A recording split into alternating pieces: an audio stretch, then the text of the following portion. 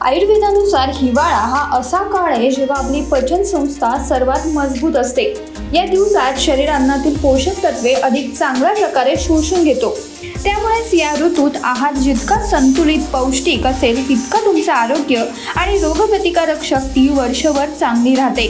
त्यामुळेच तज्ज्ञ मंडळी या दिवसात पोषणाने भरपूर अशा हिरव्या पालेभाज्या खाण्याचा सल्ला देतात। आजच्या व्हिडिओमधून जाणून घेऊयात की हिवाळ्यात कोणत्या पालेभाज्यांचा आहारात समावेश करावा। चवळी, लाल हिरवी दोन्ही प्रकारच्या चवळीची पानं हिवाळ्यात शरीराची ऊर्जा वाढवतात। याचं सेवन केल्याने शक्ती मिळते आणि रक्त शुद्ध सुद्धा राहतं।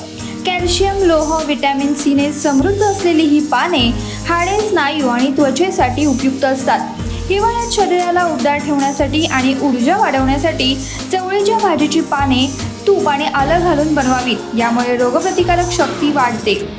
चाकवत हिवाळ्यात उत्तर भारतात भरपूर प्रमाणात उपलब्ध असते। ही भाजी आरोग्यासाठी गुणकारी आहे, जे खाल्ल्यानं यकृत स्वच्छ होतं आणि पचन सुधारतं। याशिवाय शरीरातील विषारी पदार्थ हळूहळू बाहेर पडतात।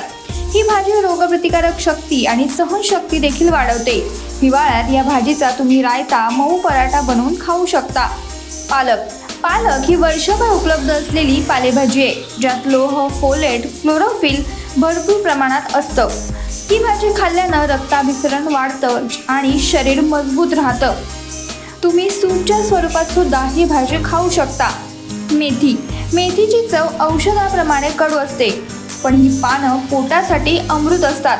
पचनशक्ती सुधारतात, पोट, आतडे स्वच्छ करतात आणि शरीराला उबही देतात। हिवाळ्यात दररोज या पानांचं सेवन केल्याने शरीराला उष्णता मिळते आणि रक्तातील साखर देखील नियंत्रित राहते। ही भाजी सांधेदुखीवर रामबाण उपाय आहे। आठवड्यातून 1 ते 2 वेळा तुम्ही मेथीच्या भाजीचं सेवन किंवा पराठा देखील खाऊ शकता।